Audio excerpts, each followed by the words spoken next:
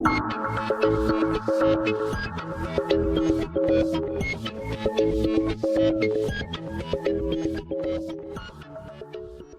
है, तो हम सेमिनार रूम में हैं और सेमिनार रूम में दूसरे विषय पर डिबेट हो रही थी, जिसमें जो विषय है संदर्भ भी है, संदर्भ भी पढ़ देते हैं।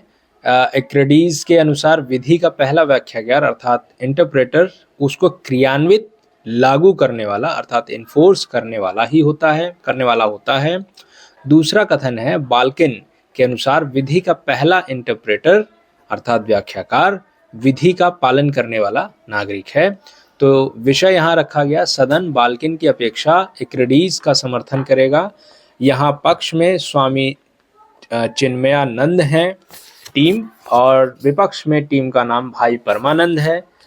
पक्ष की टीम आई और पक्ष के नेता पक्ष ने इस विषय को डिबेट के लिए जो सदन बनाया, वो सदन बनाया भारतीय बुद्धिजीवियों का सदन बनाया, और फिर उन्होंने अपना वक्तव्य रखा।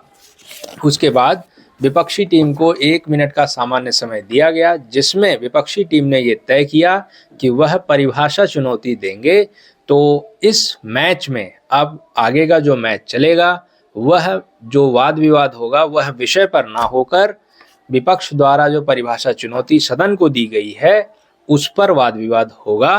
तो अब इसके लिए मैं नेता विपक्ष को आमंत्रित करता हूं कि वो अपनी चुनौती पक्ष के सामने प्रस्तुत करेंगे।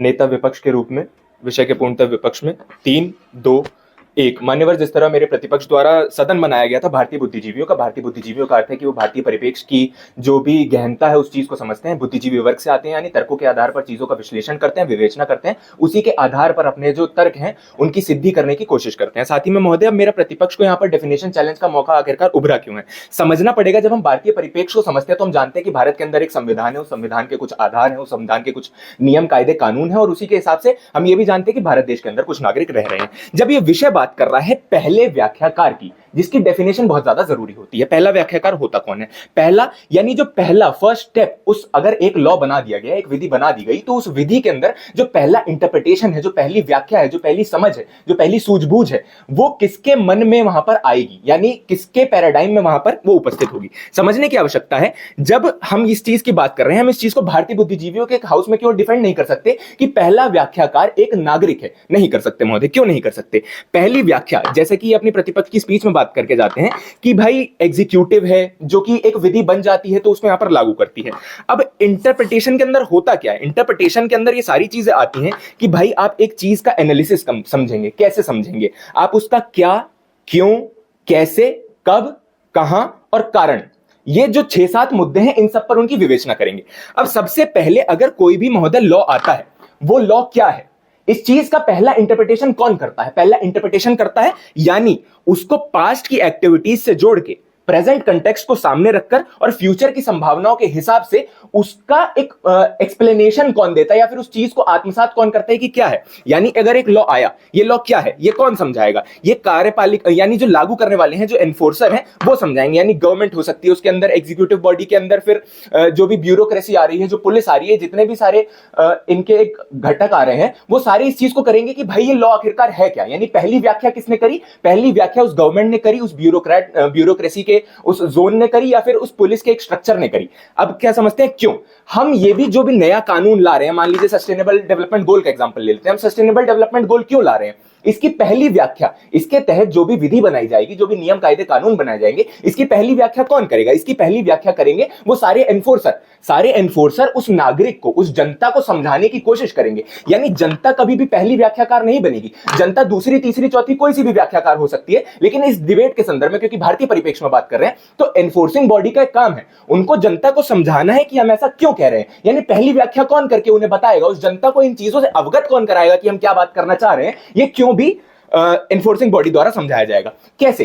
अब अगला मुद्दा आता है कि हम इस चीज को कैसे करेंगे। एनफोर्सिंग बॉडी का काम है लागू करना, यानी वो पटल पर उस चीज का जो एनालिसिस है, जो भी आउटकम्स उससे निकल सकते हैं, अगर एक प्रॉब्लम है सोसाइटी के अंदर, उसके सोल्यूशन के लिए वो बनाया गया। क्योंकि विधि दो चीजों के लिए हो सकती है, या तो प्रिवेंशन के लिए हो सकती है, या तो क्योर के लिए हो सकती है। अब विधि अगर प्रिवेंशन और क्योर के लिए बनाई जा रही है तो उनको समझाना पड़ेगा कि भाई हम प्रिवेंशन और क्योर लाएंगे कैसे। अब एक विधि बना दी गई कि सस्टेनेबल डेवलपमेंट गोल करना है, पॉवर्टी को हटाना है, इस तरीके से इंडियन पैराडाइम में पॉवर्टी हटेगी। एग्जीक्यूटिव कहते हैं कि हमें अवेयरनेस फैलानी है, सारे काम करने हैं।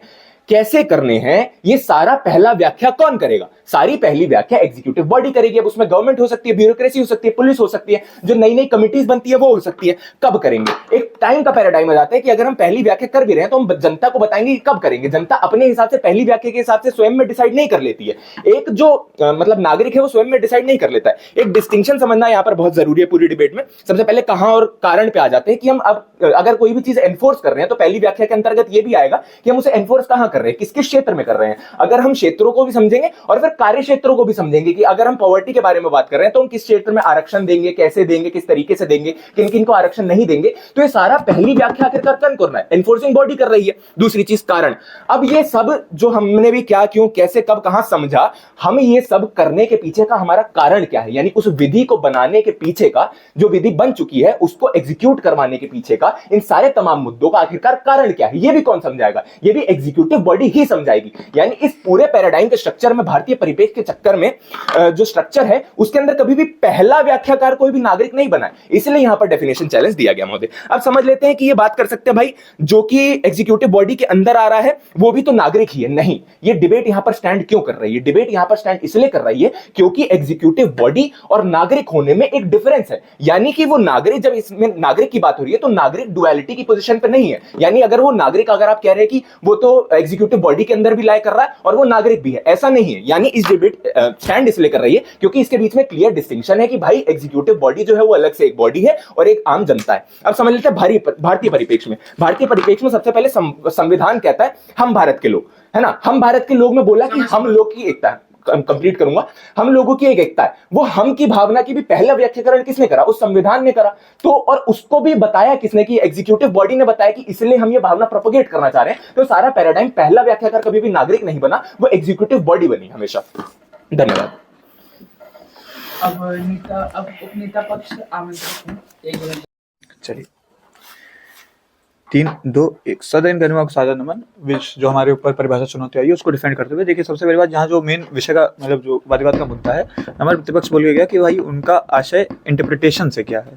इंटरप्रिटेशन से वो उन्होंने बताया कि भाई कब, कहाँ, कारण, कैसे, जो तमाम उन्होंने डेफिनेशन दी कि भाई इंटरप्रिटेशन से हम ये समझते हैं। देखिए, इंटरप्रिटेशन एक कानून का तब होता है जब वो एक्चुअल प्रैक्टिस में आता है। अर्थात एक कानून सिर्फ एक भाषा लिपि मात्र नहीं होती है कि इस भाषा में लिख दिया गया, इस भाषा में लिख दिया गया भाई ये करना है, आपको ये करना है। नहीं, इसका इंटरप्रिटेशन कब होता है? जब वो कानून एक्चुअल में प्रैक्टिस होता है। प्रैक्टिस कर कौन रहा होता है? वो नागरिक ही प्रैक्टिस कर रहे होते हैं। अर्थात जो ये यहाँ जो वाद विवाद हो रहा है पहले व्याख्याकार की, तो पहले व्याख्याकार इसलिए नागरिक बनते हैं, अगर इसी पैराडाइम में अगर हम विपक्ष की ओर से खेलें तो इसलिए बनते हैं क्योंकि वही लोग पहली बार प्रैक्टिस कर रहे होते हैं वो कानून को। उदाहरण के रूप में महोदय, उदाहरण पे क्या आते हैं, इसको और थोड़ा सा गहन रूप से समझते हैं। देखिए, सबसे पहली बात, जैसा हम बताया कि भारतीय बुद्धिजीवियों का है तो हम संविधान से बाध्य हैं, और जहां बात आ रही है विधि की, लॉ की, तो हम लोग बिल्कुल संविधान को मद्देनजर रखते हुए डिबेट करेंगे। तो महोदय, जब बात हमारा प्रतिपक्ष क्या किया जाता है कि संविधान की पहली व्याख्या ही है कि हम we the people of India, अर्थात हम जो भारत के लोग हैं, तो इसके साथ संविधान प्रिंसिपल्स जोड़ता है। सबसे पहली बात, प्रिंसिपल्स क्या क्या जोड़ता है? इसको बेसिक स्ट्रक्चर डॉक्ट्रिन भी बोलते हैं, इक्वालिटी का, फ्रीडम का, फलाना, ये सब ठीक है। इसके उपरांत महोदय इसके ऊपर विधि बनती है। विधि जो बनती है निर्माण, अर्थात निर्माण जो हमने अपने पैराडाइम में इन्फोर्सर ही बता दिया, तो जो इन्फोर्स करता है, जो निर्माण करता है, वो मात्र सीमा बताता है। अब सीमा के अंदर विधि को कैसे प्रैक्टिस करना है, अर्थात लॉ की जो एक्चुअल इंटरप्रिटेशन है, जो पहली व्याख्या है कि इस सीमा के अंदर जो हमको विधि निर्माताओं ने बताई है, उसके अंदर कैसे प्रैक्टिस करना है, ये नागरिक निर्धारित करते हैं कि हाँ भाई, मान लीजिए मेरे पास स्वतंत्रता की आजादी है, अभिव्यक्ति की आजादी है, तो मान लीजिए ये सीमा बताई गई है कि हार्म प्रिंसिपल जो होता है कि हम यहां से यहां तक आहत नहीं कर सकते हैं किसी के भावनाओं को, तो उसके अंदर जो एक्चुअल प्रैक्टिस करता है, अर्थात एक्चुअल इंटरप्रेट करता है अभिव्यक्ति की आजादी को, वो वही नागरिक ही होता है। उसके उपरांत महोदय हमारा प्रतिपक्ष क्या किया जाता है कि भाई अपने परिभाषा चुनौती में कि अगर आप कब, कहां, क्यों, कैसे, सब हमारे पैराडाइम से सरकार हो गई, ब्यूरोक्रेसी हो हो गए, एग्जीक्यूटिव हो गए, गवर्नमेंट हो गई, चलिए।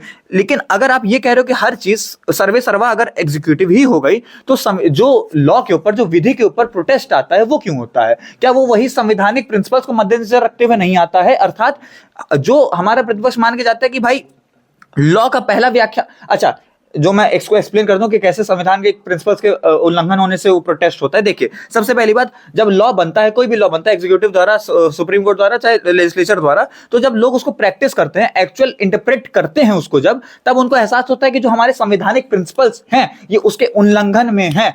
जो विधि निर्माता है उनको एहसास मान लीजिए नहीं होता है, या विधि निर्माता जब एक्चुअल प्रैक्टिस में वो चीज लाते हैं तो पता चलता है कि यार विधि ये संवैधानिक मूल्यों के ही विरुद्ध है। इसलिए हम देखते हैं प्रोटेस्ट होता है उदाहरण के रूप में फार्म लॉज लेके। देखिए, सबसे पहली बात जो हमारा प्रतिपक्ष कर सकता था, हमारा प्रतिपक्ष ये कर सकता था कि वो कह देता कि भाई इंटरप्रिटेशन का अर्थ है उस चीज को एक्चुअल में प्रैक्टिस में लाना। अर्थात जो हमने डेफिनेशन दी थी कि भाई इंटरप्रिटेशन का अर्थ है सीमा के अंदर के रह के काम करना। इसी को खेल के हमारा प्रतिपक्ष इसी चीज को इस्तेमाल करते हुए कह देता कि हाँ भाई, सीमा का निर्धारण भले विधि निर्माता करे, लेकिन सीमा के अंदर एक्चुअल प्रैक्टिस करना ही पहला व्याख्याकार होता है, और वही पहला व्याख्याकार अर्थात नागरिक ही होगा। एक और चीज महोदय, हमारे प्रतिपक्ष कह के जाता है कि भाई हमारा प्रतिपक्ष ये भी कह के जाता है कि भाई कारण क्या हो सकता है उसका, विधि का निर्माण करने का कारण क्या हो सकता है और किस उद्देश्य से वो विधि बनती है। अर्थात पहला व्याख्या से हमारा प्रतिपक्ष उसका कारण और उद्देश्य जोड़ देता है। परंतु महोदय, जैसा मैं बार बार दोहरा रहा हूं कि भाई प्रैक्टिस करना, अर्थात उस विधि का जो ग्रासरूट लेवल पे इंप्लीमेंटेशन हो रहा है, जो जमीनी हम उसका असर देखते हैं, वो उसका फर्स्ट इंटरप्रिटेशन होता है। मान लीजिए कोई नियम बन गया, जैसे मान लीजिए राइट टू नॉट मर्डर, अर्थात राइट टू लाइफ का एक एक्सटेंशन है कि भाई मर्डर भी नहीं कर सकते हो आप। ये कैसे आया? ये जब आप उसको एक्चुअल प्रैक्टिस करते हो राइट टू लाइफ को, कि आपको जीवन जीने की स्वतंत्रता है, तो उसमें आप दूसरे का मर्डर नहीं कर सकते हो। ये पहला व्याख्यान किसने किया? नागरिकों ने ही किया कि भाई दूसरों को मर्डर करना हमारा सामाजिक अनुबंध से अलग हो जाएगा, इसलिए हम इसको नहीं करेंगे। उसके बाद उसको विधि निर्माताओं ने विधि में जोड़ दिया। अर्थात ये एक इंटरकनेक्टेड क्रिया है कि भाई पहला व्याख्यान जब करती है नागरिक, उसके बाद उसको फिर बाद में कुछ, जो हमारा प्रतिपक्ष क्रोनोलॉजी समझाना चाह रहा था कि उसके बाद में जब पहला व्याख्यान हो जाता है, फिर उस चीज को भी विधि निर्माता विधि के अंदर जोड़ देते हैं। अर्थात पहला ये कोरोबरेटिव प्रोसेस है कि भाई उसका व्याख्यान होता है, उसके बाद उसको एक लीगल फ्रेमवर्क या लीगल अथॉरिटी मिल जाती है। उसके उपरांत, पहले व्याख्यान के उपरांत, वाणी को विराम देते हुए धन्यवाद। 10 सेकंड शेष था यार, मजा नहीं आया। अब उपनेता विपक्ष को बताना। समय शुरू कीजिएगा, टाइमर रख लो।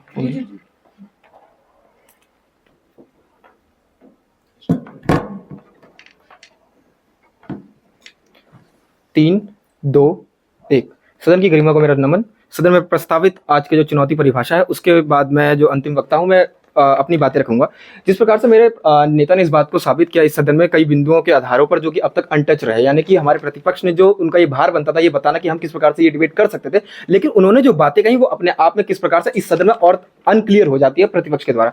मैं बात करना चाहूंगा डीपीएम की। जिस प्रकार से वो आके बोलते हैं, मैं उनके राइट टू मर्डर वाली की बात करता हूँ, कि उन्होंने बताया कि कुछ ऐसी घटना हुई समाज में, तब जाके वो राइट टू लाइफ का एक्सटेंशन हुआ। लेकिन हम जब देखते हैं कि जो विषय का जो संदर्भ है उसमें बात किस पे हो रही है कि पहला व्याख्याकार कौन है, यानी कि जब तक वो राइट टू मर्डर वो जो जिसको लाने की बात की गई एक्सटेंशन मान के, तब तो वो विधि था ही नहीं। यानी कि जब वो ऐसी घटना वहां पे समाज में घटी, उसको बाद यहाँ पे पहला इंटरप्रेट किया गया। किसके द्वारा इंटरप्रिटेशन किया गया? यानी कि पहला इंटरप्रिटेशन यहाँ पे किया गया एग्जीक्यूटिव के द्वारा, यानी कि जो कानून व्यवस्था संभाल रही है उसने वहां पे इंटरप्रेट किया कि ये विधि जरूरी है, इसके बाद उसको इन्फोर्स किया गया। तो यानी कि हर परिप्रेक्ष्य में इसमें दिखाया जा रहा है कि जो यहाँ पे पहला व्याख्याकार है, यानी कि उसको लागू करने वाला ही है।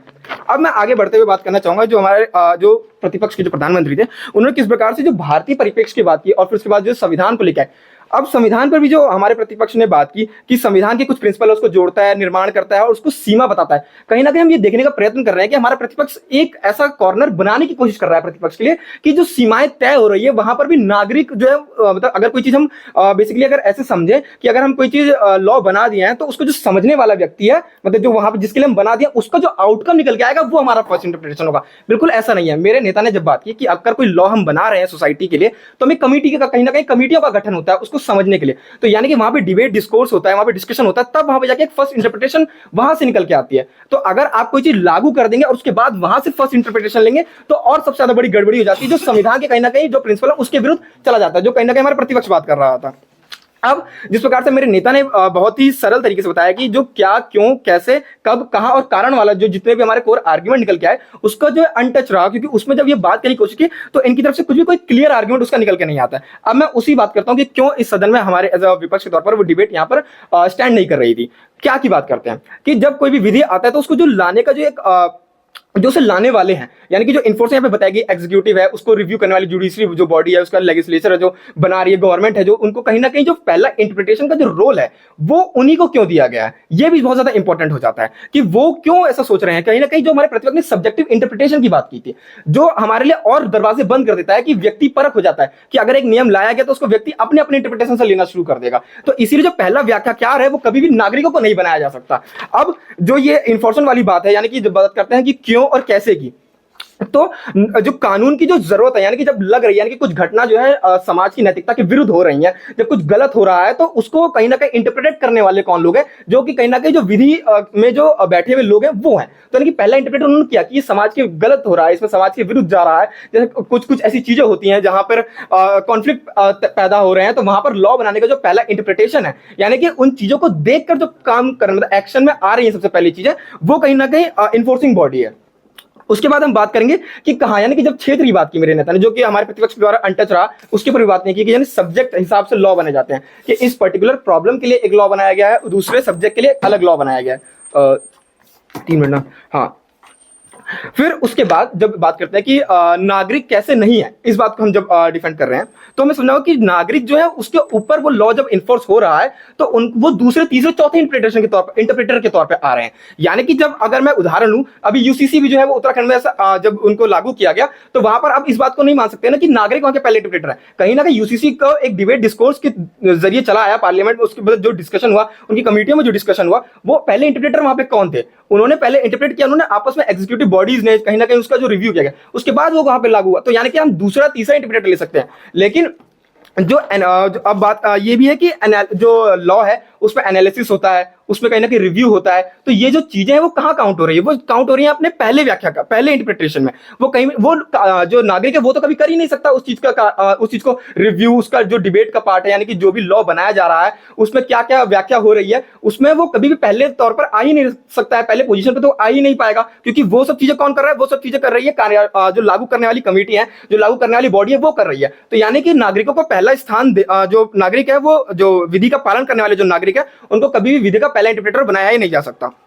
अब उसके बाद यहाँ पे एक पहले शब्द का भी मतलब बहुत ज्यादा जरूरी हो जाता है, जो हमारे प्रतिपक्ष ने कहीं ना कहीं घुमाने की बहुत कोशिश की। पहले जब उन्होंने स्टांस अपना बदला तो उन्होंने बता दिया कि अब हम कुछ चीज जो इन्फोर्स कर रहे हैं तो वहां से जो इंटरप्रिटेशन आ रहा है अब उनके लिए वो पहला हो गया है, पर वो कभी भी पहला नहीं हो सकता, क्योंकि अगर कोई चीज लागू की गई है तो आपस में जो डिस्कशन हुआ है वो हमेशा से ही पहला रहेगा। कहीं ना कहीं अपनी जो इंटरप्रिटेशन बनाई गई है लोगों पे लागू करने के लिए वो पहली रहेगी, ना कि उससे जो आउटकम निकल के आ रहा है वो पहला बनाया जाएगा।